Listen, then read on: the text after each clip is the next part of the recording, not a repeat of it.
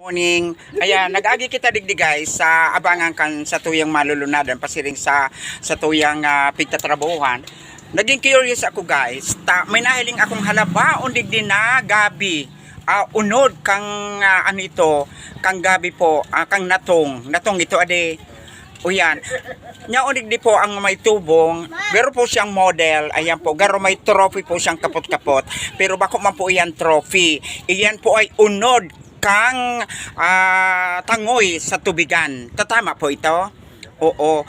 Ayan, bali po sa inyo nakukuha ining bako may niso sa hubas na pigtanunta. Bako, sa tubigan talaga. Tubigan talaga iyan. Oo.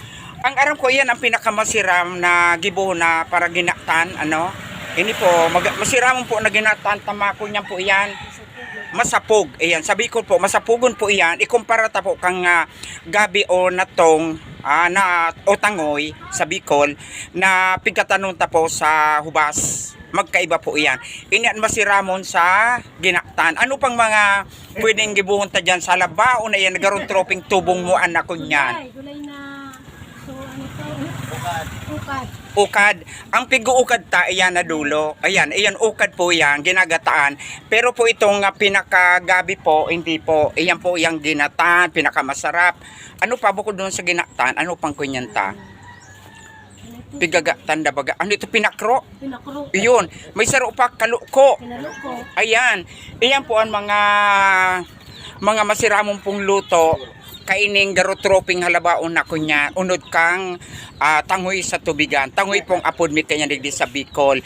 Masiramon po na pinakro, ginatan, tapos kinaluko. Puro po yan may mga gata. Ano po? Ito naman sa dulo, yung parang may daon-daon. Ay, ang kulay violet. Ay, violet po. Ay, ang ginigibo naman na iyan na. Ano ito? So, ano itong gulay?